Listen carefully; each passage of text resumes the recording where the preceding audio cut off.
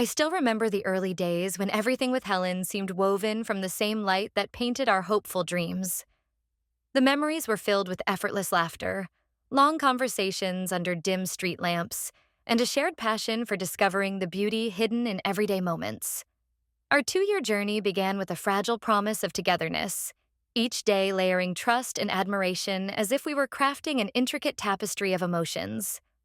I met Helen at a quaint coffee shop on a rainy afternoon, where the soft clatter of cups and muted conversations provided the perfect backdrop for our first exchange of glances. Her eyes carried a spark that suggested both mystery and kindness.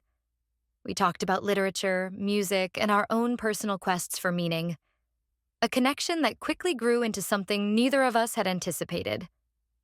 Every moment with her felt significant, as if each shared secret was a brick in the foundation of a love that could last forever. Yet, as life often unfolds in unexpected ways, the chapter of our closeness began to show its first cracks when I embarked on a study exchange to San Diego. The bustling coastal city, with its sprawling beaches and sunlit boardwalks, was a stark contrast to the quieter days spent with Helen. While I immersed myself in academic pursuits and the vibrant culture of the new city, the distance slowly morphed into a silent barrier between us. One crisp morning, as I strolled along a lesser-known part of the boardwalk, my thoughts drifted back to the past. There, amid the echoes of distant laughter and the steady rhythm of waves, I began to understand that trust, a word once as solid as stone, had revealed its true, delicate nature. The revelation came quietly, like an uninvited shadow crossing a sunlit path. Helen had betrayed the very promises we had made. The discovery was not a thunderclap of drama, but a subtle, shattering realization that left my heart weighed down by both sorrow and introspection. In that moment of solitude, with the sea as my reluctant confidant, I grappled with the painful truth. I recalled every instance where I had overlooked small signs, every whispered doubt that I had dismissed in favor of believing in us. The betrayal was not merely an act of infidelity. It was a breach of trust that challenged every belief I had held about the sanctity of our bond. I was forced to confront my own vulnerability and question whether my ideals had blinded me to the subtle faults beneath the surface. This realization marked the beginning of an inward journey. I resolved to analyze my past with an unflinching honesty. The days that followed were filled with long, solitary walks along sun-dappled paths, where each step was an effort to piece together the fragments of a relationship that once promised so much. I began to write down every thought and emotion, hoping that the act of reflection would transform my pain into wisdom, a way to learn from my errors and rebuild my sense of self. After the painful unveiling of betrayal, the need to reclaim my sense of self became undeniable. I began by drawing a firm line, a boundary not only against the memories of a shattered bond, but also against the subtle, lingering echoes of the past that threatened to resurface. It was in the cool solitude of my modest San Diego apartment that I resolved. No contact with Helen. Every notification from her social media, every unexpected message was to be met with unwavering silence. The decision was not born of anger alone, but of a desperate longing to heal, to distance myself from the toxic remnants of what once was. The first few days after severing the connection felt unnervingly quiet. I recall sitting by my window, watching the early morning light play upon the quiet streets, while my mind replayed the scenes of our shared past. It was as if every familiar sound or sight had become a trigger, a reminder of moments I now wished to forget. Yet, amidst this deliberate isolation, I found an unexpected sense of empowerment. The absence of Helen's presence in my digital space was like lifting a weight I had long carried. No longer tethered to a painful history, I could begin to explore new avenues of growth. I dedicated myself to the rituals that nurtured my well-being. Mornings were spent in quiet reflection and journaling, a candid record of my thoughts, fears, and gradual steps towards rebuilding my inner world. With each stroke of my pen, I unraveled the tangled threads of emotions, learning to separate the remnants of the past from the promise of a renewed future. I realized that the act of writing was not merely a therapeutic exercise, but a declaration of self-respect and autonomy. Every sentence was a silent vow. I would no longer allow another person's actions to dictate my emotional landscape. As days turned into weeks, I discovered that my solitude was not an end but a beginning. I embraced the simplicity of my new routines, finding comfort in the deliberate pacing of my thoughts and the structure I imposed upon each day. I began to venture out, seeking spaces where I could be alone with my reflections yet surrounded by the quiet hum of life. A bustling cafe, a serene park bench, or the ever-changing shoreline.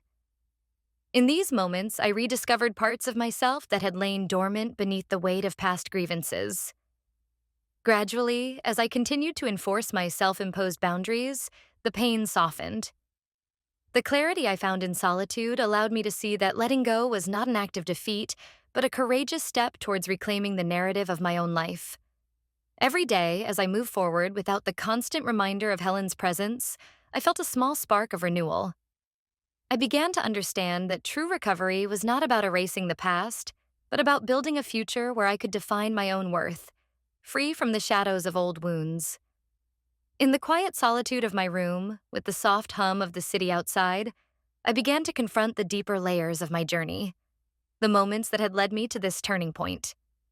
The days following my decision to cut off contact with Helen became a period of intense self-examination. I picked up my journal once more, not merely to record fleeting thoughts, but to understand the patterns, the choices, and the emotions that had defined my past. Every evening, I would sit at my small wooden desk, the dim lamp casting a gentle glow over pages filled with my inner confessions. I wrote about the times I had willingly ignored subtle warnings, the moments I allowed fear to dictate my decisions, and the instances when I compromised my own values in pursuit of connection. In those pages, I confronted my vulnerabilities without judgment. I realized that responsibility for my life was not about blaming myself for every misstep, but about acknowledging my power to change and grow. The act of writing became both a mirror and a map. It forced me to see not only the faults and fractures in my past relationships, but also the strengths I had neglected to nurture. I discovered that my longing for validation had sometimes steered me into making compromises that, in hindsight, I recognized as self-sabotaging. I documented every revelation, every painful acknowledgement, and every glimmer of hope that suggested I could reclaim my narrative.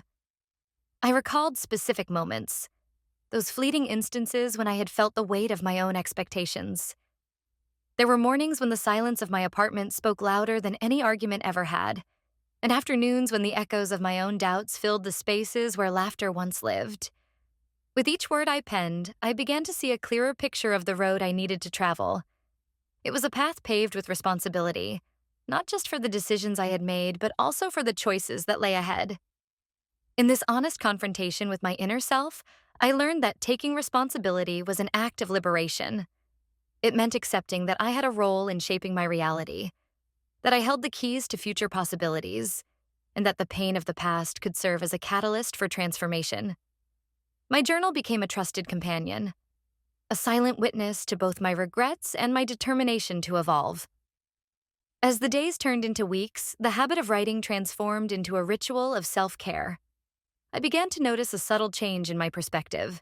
The mistakes documented on those pages were no longer chains that held me captive, but lessons that empowered me to set new, healthier intentions. In embracing accountability, I discovered that the true measure of growth lay in my willingness to learn from every experience. Each carefully written entry was a step toward a future where I could build a life defined by clarity, resilience, and a deep understanding of who I was meant to become. This process, raw and unvarnished, marked a pivotal moment in my journey. I realized that while the past could never be undone, it could certainly serve as a guide. A blueprint for forging a new path forward, one crafted with deliberate care and the quiet strength of self-acceptance. In the midst of introspection and self-accountability, I reached a point where the solitude of my thoughts began to echo louder than ever before. It was then that I decided to seek the guidance of a professional, a step that felt both daunting and necessary. I remember the day I walked into a warmly lit office adorned with serene paintings and soft instrumental music that seemed to lull the tension in the air. The therapist, with a calm demeanor and a genuine smile, welcomed me into a space where vulnerability was met with empathy rather than judgment. The initial sessions were a revelation. I entered the room burdened by the weight of past betrayals and the scars of unhealed wounds, yet I was met with an understanding that transcended mere words. The therapist's approach was not to dissect my pain with clinical detachment, but to gently guide me through the labyrinth of my emotions, encouraging me to explore every crevice of my inner world. Each session became a voyage of rediscovery, one where I learned that the courage to confront one's deepest fears is not a sign of weakness, but of strength. Over time, our conversations took on the rhythm of a delicate dance. I spoke of the moments when silence had been a refuge, and of times when the memory of Helen's betrayal seemed to cast long shadows over my every step. The therapist helped me see these recollections not as chains binding me to the past, but as markers of growth, a way to understand how trust had once been shattered and how it could be rebuilt with time and care. The sessions were punctuated with pauses for reflection, during which I was encouraged to look beyond the immediate pain and recognize the emerging patterns of resilience within me. The transformative power of these meetings lay in their ability to offer clarity amidst confusion. I began to see that my decision to isolate myself from digital reminders was part of a larger narrative of self-preservation and healing. In the safe confines of the therapy room, I learned to articulate my emotions with precision, turning turbulent thoughts into coherent insights. With each session, the therapist's gentle questions unraveled the knots of self-doubt and illuminated paths I had not previously considered. One particularly memorable moment came during a session when I recounted a day spent wandering along the San Diego waterfront. The gentle sound of waves mingled with my inner monologue, and in that moment of serene solitude, I had experienced a fleeting yet profound sense of freedom. My therapist's words, spoken softly yet firmly, reminded me that every step I took toward healing was a victory over the past. That day, the pain of betrayal began to transform into a lesson, a catalyst for building a future defined by self-respect and cautious optimism. As the weeks passed, therapy became more than just a series of appointments. It evolved into a cornerstone of my daily life, a space where I could openly confront my vulnerabilities and celebrate small triumphs. I learned practical techniques to manage overwhelming emotions, methods that allowed me to pause and breathe deeply even when memories threatened to resurface. With each new insight, the fog of uncertainty slowly lifted, revealing a clearer vision of the person I was becoming. In the sanctuary of that quiet office, amid soft lighting and patient understanding, I discovered that professional support is not a crutch, but a guide, a steady hand leading me out of the labyrinth of my past into a future where healing and growth are possible. In the midst of introspection and therapy sessions, I discovered that movement could serve as both a balm and a catalyst for change. One crisp morning in San Diego, with the early sunlight gently casting elongated shadows along the boardwalk, I laced up my sneakers and set out for a run that would soon redefine my days. The rhythmic pounding of my feet on the pavement became a steady counterpoint to the tumult of past memories, a measured cadence that slowly replaced inner chaos with clarity and focus. The boardwalk, stretching alongside the vast, shimmering ocean, became my sanctuary. As I ran, the salty breeze mingled with the sound of crashing waves, weaving an intricate symphony that resonated deep within me. Each stride was a deliberate choice to leave behind the remnants of a painful past, to embrace a future built on self-respect and hope. The physical exertion awakened a dormant part of my spirit, revealing strengths I had long overlooked. I soon realized that running was not merely an exercise for the body, but a transformative ritual for the mind, a way to cleanse old hurts and pave the path for new beginnings. There were days when I found solace in the gentle discipline of yoga, too. In a small studio filled with natural light and the quiet hum of soft instrumental melodies, I began to explore the balance between strength and surrender. The practice of yoga became a dialogue between my body and soul. Every pose, every stretch was a silent conversation about letting go and rediscovering equilibrium. I learned to listen to the subtle signals of my body, acknowledging its limits while also celebrating its capacity to push beyond them. This mindful engagement with physicality allowed me to connect with a part of myself that was both resilient and tender, a reminder that healing often emerges from the space where effort meets acceptance. The combination of these physical pursuits offered a dual form of renewal. Running cleared the clutter of my mind, making space for quiet contemplation amid the rhythmic pulse of my heartbeat. Yoga, on the other hand, taught me the art of stillness, transforming moments of exertion into opportunities for inner calm. Together, they became an unexpected therapy, guiding me through the intricate process of rebuilding my identity piece by piece. I began to understand that every drop of sweat and every deep, mindful breath was a testament to my commitment to reclaiming joy and well-being. As the weeks passed, the boardwalk and the yoga mat evolved into symbols of my personal renaissance. The once heavy burdens of betrayal and self-doubt gradually gave way to a sense of empowerment and renewed purpose. In the gentle resistance of physical effort, I found a language that transcended words, a language of motion and stillness that expressed both my pain and my hope. Each morning run, each serene yoga session, reaffirmed my belief that the journey to healing is as much about honoring the body as it is about nurturing the soul. In the quiet corners of my new life, I discovered that the mind, much like the body, craved exercise and nourishment. With a growing desire to explore the world beyond the confines of my past, I began to immerse myself in a realm of ideas, creativity, and intellectual curiosity. Every day presented an opportunity to stretch the boundaries of my understanding, to embrace philosophies that challenged my previously unexamined beliefs, and to seek wisdom in unexpected places. My journey into the world of ideas started with a simple act: attending a lecture on existential philosophy at a local community center. The room was filled with individuals from various walks of life, all drawn together by the same thirst for knowledge. As the speaker unfolded the intricacies of existential thought, I found myself captivated by the notion that meaning is not something bestowed upon us, but something we actively create.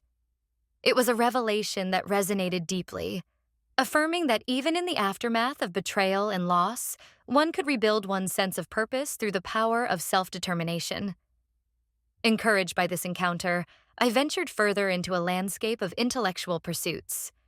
I spent evenings poring over books that questioned societal norms, dissected human behavior, and explored the timeless debates of morality and identity. Every new text was like a doorway to another world, a world where ideas collided and merged into a tapestry of insights. The more I read, the more I realized that my healing journey was not solely about mending a broken heart, but also about reawakening a mind that had long been dormant. Seeking a more structured approach to these explorations, I enrolled in a course on critical thinking. The classroom became a vibrant forum of ideas, where spirited discussions replaced the solitude of my previous reflections. There, I learned to dissect arguments, to question assumptions, and to reconstruct my perspectives with clarity and rigor. The course was both a challenge and an inspiration, pushing me to scrutinize not only the external world, but also my internal narrative with a discerning eye. Not content with merely absorbing knowledge, I also sought to express it. I signed up for an evening creative writing workshop, a space where words flowed freely, and every sentence was a step toward rediscovering my voice. In that room, amidst the scribbles of fellow writers and the shared vulnerability of our creative endeavors, I began to articulate the complex mosaic of my experiences. The act of writing evolved into a cathartic ritual, a bridge between my past and the person I aspired to become. It was in these moments of creative expression that I felt the weight of my earlier sorrows begin to lift, replaced by the gentle promise of transformation. Each new lecture, every book read, and all the words written became integral threads in the tapestry of my renewed self. The intellectual pursuits offered not only distraction, but also a profound form of healing. They taught me that growth often comes from the courage to question the status quo, to embrace change, and to continuously seek understanding in a world that is ever-changing. Through this journey, I learned that every idea explored was a small rebellion against the confines of a painful past, a declaration that my future would be shaped by curiosity, resilience, and the unyielding pursuit of knowledge. In a world where every moment is interwoven with digital connections, I reached a critical juncture where the very tools that once promised convenience began to echo the haunting reminders of the past. The ceaseless barrage of notifications, each ping a potential trigger, made it increasingly difficult to maintain the delicate balance I was striving to achieve. Determined to reclaim control, I made the conscious choice to curate my digital environment, an environment that had long been cluttered with memories of Helen and echoes of old regrets. The transformation began on a quiet evening when I sat before my computer and scanned through my social media feeds. Each image, every shared story, and even seemingly innocuous status updates carried a weight I no longer wished to bear.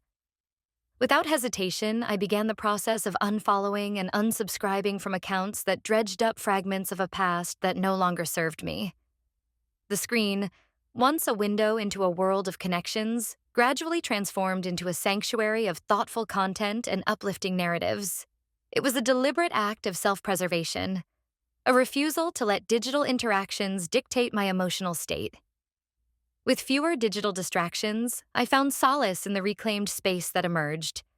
Mornings became more reflective, filled with quiet moments of self-dialogue rather than the hurried consumption of online updates. I discovered that disconnecting from the constant hum of social media allowed me to immerse myself in activities that truly enriched my life. There was a newfound clarity in the absence of superficial engagements, a clarity that enabled me to prioritize what was genuinely meaningful. The decision to limit digital interactions was not an act of isolation, but rather a deliberate step toward preserving the integrity of my healing process. The digital detox extended beyond the mere act of unfollowing. It became an exploration of mindful living. I replaced mindless scrolling with purposeful reading and engaging in thoughtful online communities that shared my current interests and values. In these spaces, conversations were rooted in genuine curiosity and mutual support. The virtual interactions I embraced were intentional, designed to reinforce the positive changes I was cultivating in my daily life. The act of curating my digital world was a constant reminder that the quality of connections mattered far more than their quantity. As days turned into weeks, the benefits of this digital realignment became increasingly evident. I started to notice a subtle yet profound shift in my perspective, one that celebrated presence over distraction and meaningful interaction over fleeting digital echoes. The steady pace of life, unburdened by the digital clamor of yesterday, paved the way for richer, more reflective moments. It was a reclamation of time and space that allowed me to focus on the genuine connections and activities that nourished my spirit, ensuring that the past, with all its complexities, no longer dictated the cadence of my future. As the seasons shifted and San Diego's skyline glowed with the promise of new beginnings, I found myself stepping into a world brimming with unexpected connections. In the gentle hum of a vibrant city, I began to meet individuals whose paths intertwined with my own in subtle yet profound ways. Each encounter carried a spark of possibility, an invitation to explore life beyond the confines of old heartaches and self-imposed solitude. It started on an ordinary afternoon at a community art festival where creative energy filled every corner of the open space. I wandered through vibrant displays of local art and listened to melodic tunes that resonated with the stories of both struggle and triumph. There, amid the cheerful chatter of artists and enthusiasts, I met a small circle of kindred spirits. Their passion for art, literature, and mindful living created a tapestry of interests that was both diverse and deeply engaging. Conversations flowed easily as we exchanged thoughts on everything from innovative creative expressions to the intricacies of life's unpredictable journey. Each new acquaintance added a layer to my understanding of connection. I was introduced to individuals who were not only skilled in their crafts, but also carried with them the wisdom of having navigated their own storms. In these interactions, I discovered that every person has a story marked by moments of vulnerability and courage. There was a writer whose reflective verses captured the quiet resilience of the human spirit, a painter whose brushstrokes narrated the evolution of emotions, and a community organizer who had dedicated years to nurturing change. Their genuine openness and willingness to share their experiences became a beacon of hope, encouraging me to cast aside the remnants of isolation. What made these meetings truly transformative was the absence of pretense. There was no need to mask past pains or to conform to expectations. Instead, the focus was on authenticity, a mutual understanding that every scar and every triumph had contributed to the intricate design of who we are. In the warmth of these newfound connections, I felt a subtle but undeniable shift in my inner world. The city, once a sprawling backdrop to my solitary journey, now resonated with a collective heartbeat that celebrated growth, learning, and the beauty of shared experiences. In the weeks that followed, these encounters evolved into regular gatherings. We organized small weekend excursions to explore hidden corners of San Diego, from quiet coastal trails to cozy bookshops tucked away in narrow lanes. Each outing became an adventure, a journey of rediscovery both of the city and of ourselves. In the company of these friends, laughter felt more profound, and moments of silence carried a reassuring comfort. I began to see that every conversation, every shared glance of understanding, was a reaffirmation that life could be replete with genuine human connections, even after profound loss. With every new friend, I found pieces of myself that had been long forgotten. Their diverse perspectives enriched my view of the world, while their unwavering support reinforced my determination to continue healing and growing.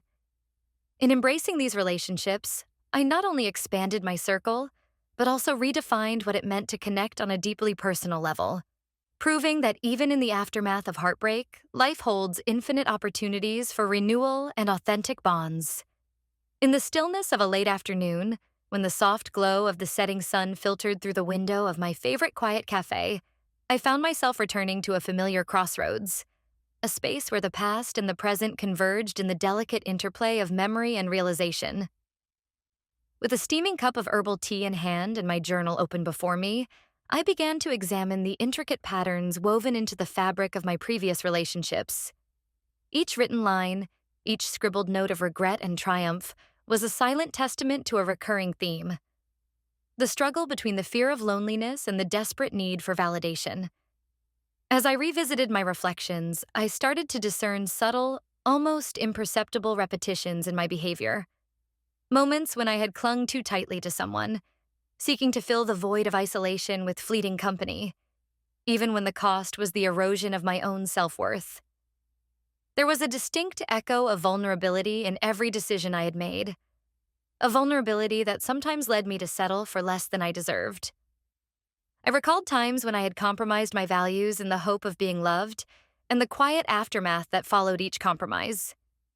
It was as if I had been caught in a cycle, a loop of self-sabotage fueled by the belief that I was unworthy of a love that was genuine and respectful. Determined to break free from this destructive pattern, I decided to scrutinize these moments with a gentle yet unyielding honesty.